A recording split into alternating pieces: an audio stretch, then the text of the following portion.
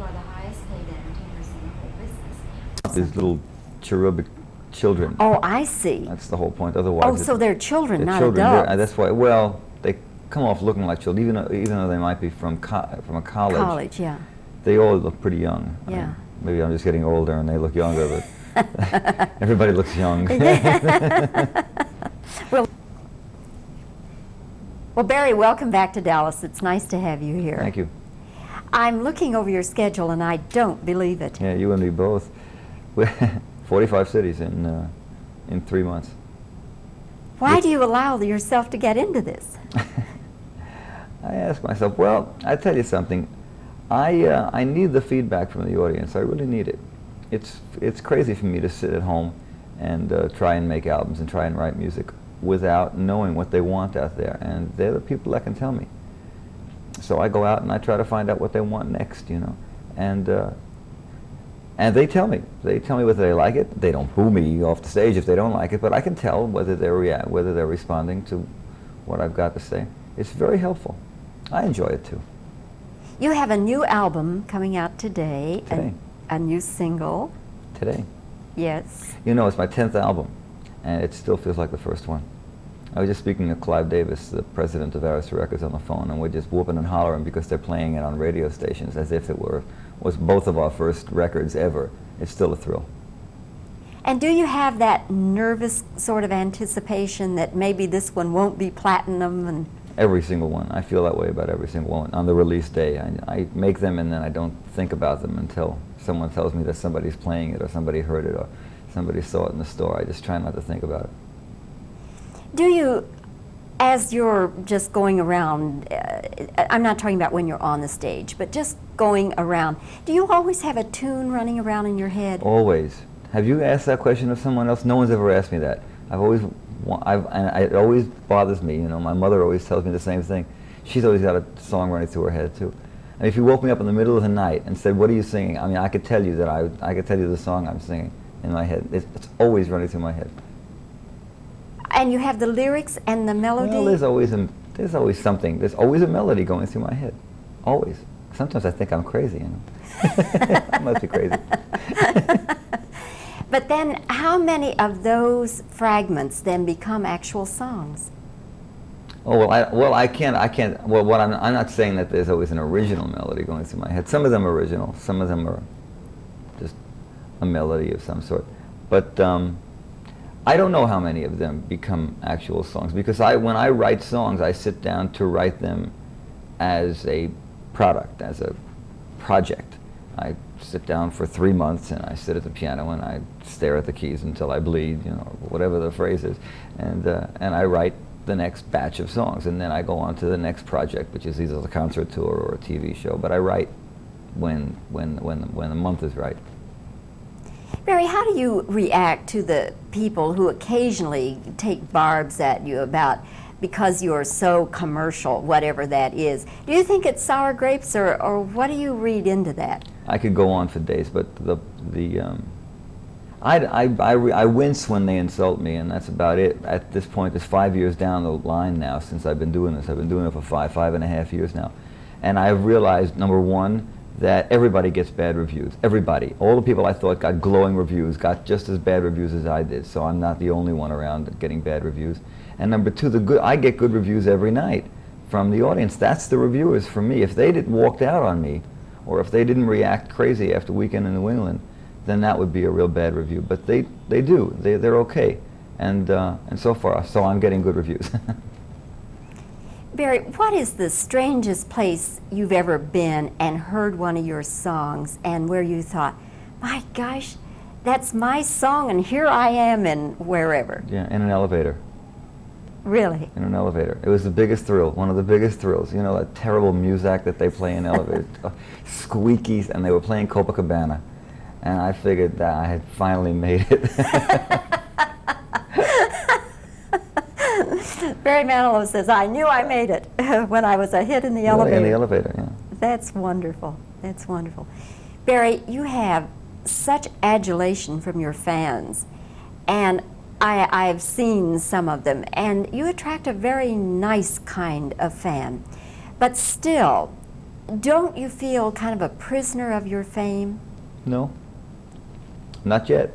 Well, not yet. I don't think I ever will. I won't allow it. I just won't allow it. I've seen it. I mean, I read about it with Elvis Presley, and I've seen it happen to others. And it started happening to me in the very, very beginning when I got real nervous about going out and people attacking me and asking for autographs and causing a commotion.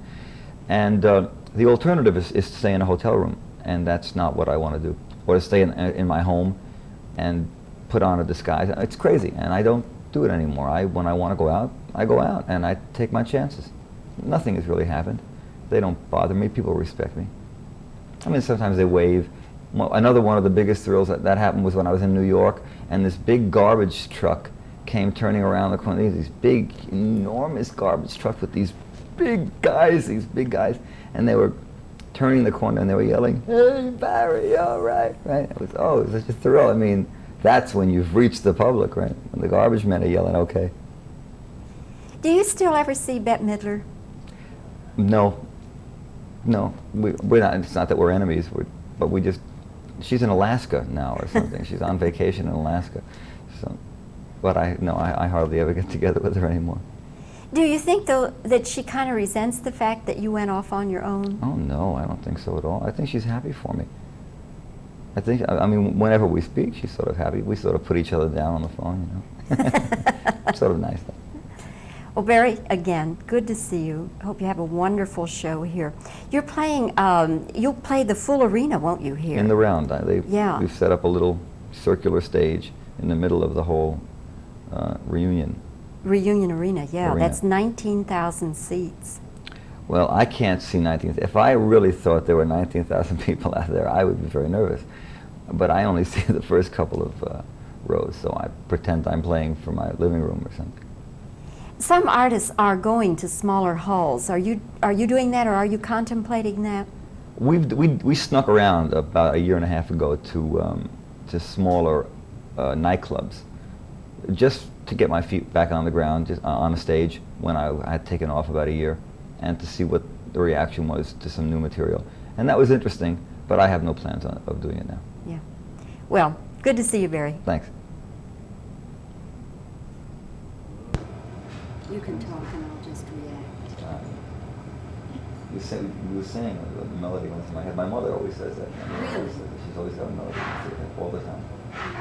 All the time. And I realized that so do I.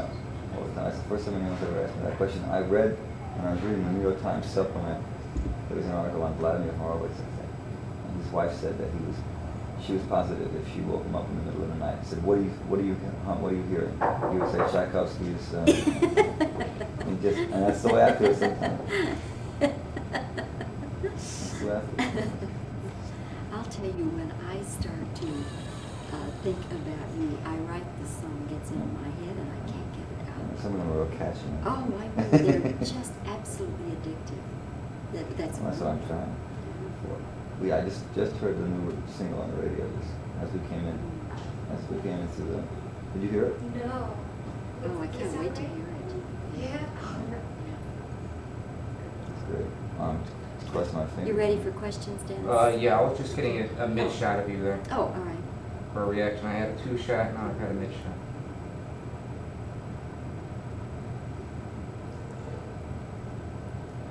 Good shot. All right. Question I'll go to. Okay.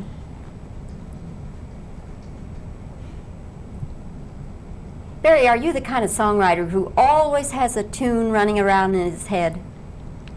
Yes. Let me do that again. I sort of slurred my words. Barry, do you always seem to have a tune running around inside your head? Yeah. Absolutely, all the time.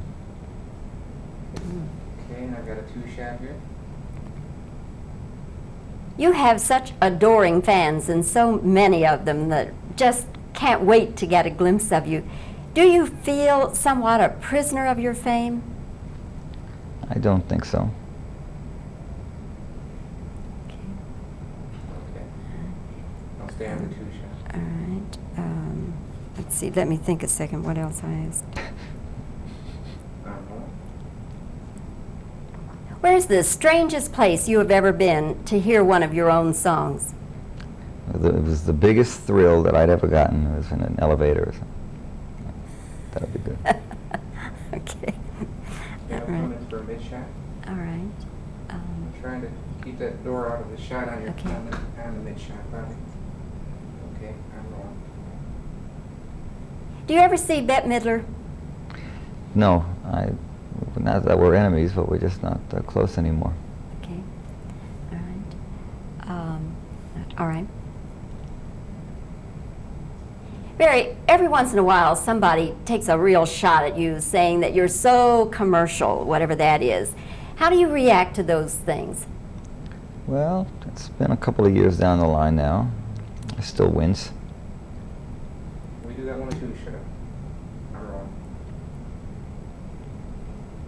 Barry, what is your reaction when you read or hear the people who say, take barbs at you for being so commercial?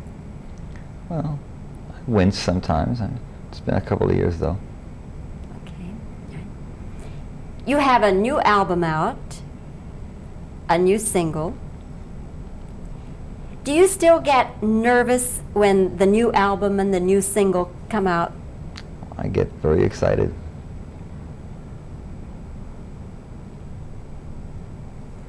Okay. I think that ought to about do it. All right. Okay.